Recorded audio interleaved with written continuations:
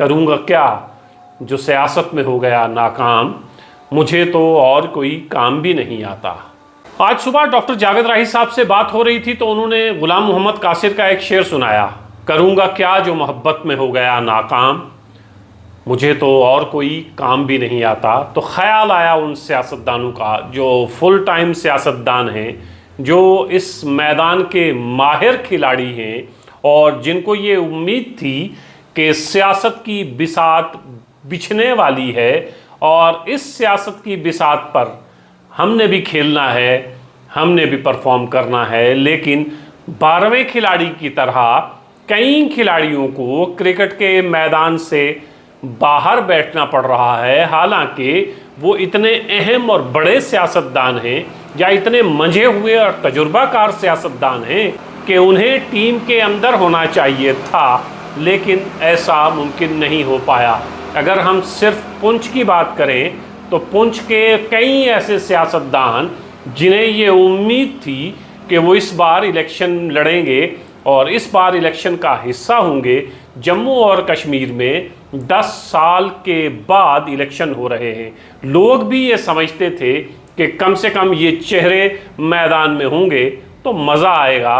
उसमें शहनाज गनई हैं, रफ़ीक चिश्ती हैं, प्रदीप शर्मा हैं, कुछ नाम सुरनकोट से हैं, ऐसे ही कुछ नाम मेंढर से हैं, ऐसे ही कुछ नाम राजौरी से हैं। ख़ास तौर से राजौरी में थन्ना मंडी सीट पर मुजफ्फर इकबाल खान, जो बहुत अहम और इम्पॉर्टेंट नाम था नेशनल कॉन्फ्रेंस का। हमने देखा था कि ऑनरेबल मेंबर पार्लियामेंट मियां अल्ताफ़ साहब के पार्लियामेंट के इलेक्शन में एक चेहरा आपको सब जगह दिखाई दिया और जिन्होंने बहुत मेहनत की थी उनमें मुजफ्फर इकबाल खान एक अहम नाम थे। उम्मीद थी कि वो इलेक्शन लड़ेंगे, हो सकता है इंडिपेंडेंट लड़ें, लेकिन नेशनल कॉन्फ्रेंस की टिकट से इलेक्शन नहीं लड़ेंगे। अलायंस हुआ है। सुरनकोट में अकरम चौधरी हैं जो नेशनल कॉन्फ्रेंस जिन्होंने हाल ही में ज्वाइन की थी। उम्मीद ये थी कि वो नेशनल कॉन्फ्रेंस के उम्मीदवार होंगे। लेकिन तो ये खिलाड़ी जो बहुत अहम खिलाड़ी थे, लेकिन इस बार 10 साल के बाद जो इलेक्शन हो रहे हैं उनमें इनका हिस्सा नहीं होगा। किसी दूसरे शख्स के पीछे पीछे चलेंगे, किसी दूसरे शख्स की हिमायत करेंगे, खामोशी के साथ घर बैठेंगे। ये फैसला तो आने वाले दिनों में होगा, लेकिन ये अहम खिलाड़ी इस मैदान से लिए बाहर हो गए हैं। 10 साल के बाद इलेक्शन हो रहे हैं, 5 साल मज़ीद इंतज़ार करना पड़ेगा।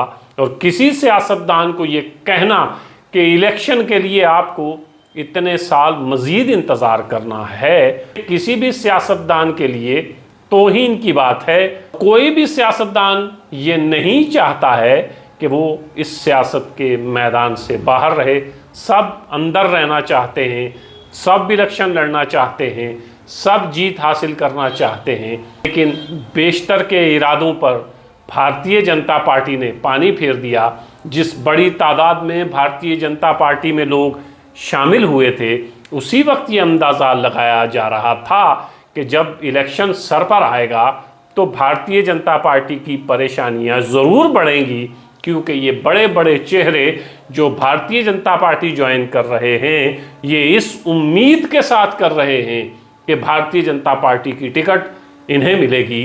लेकिन ऐसा अक्सर लोगों के साथ नहीं हो सका और भारतीय जनता पार्टी ने अपने कई उम्मीदवारों को निराश किया, नाउम्मीद किया। और ये नाउम्मीदी लेकर जो लोग घर लौटे हैं, तो इस मैदान में भारतीय जनता पार्टी के उम्मीदवार की कितनी मदद करेंगे, ये आने वाला वक्त बताएगा। इस स्टोरी का ख्याल मुझे इस शेर से आया कि करूँगा क्या जो मोहब्बत में हो गया नाकाम, मुझे तो और कोई काम भी नहीं आता। और इसको आप ऐसे भी पढ़ सकते हैं, करूँगा क्या जो सियासत में हो गया नाकाम, मुझे तो और कोई काम भी नहीं आता।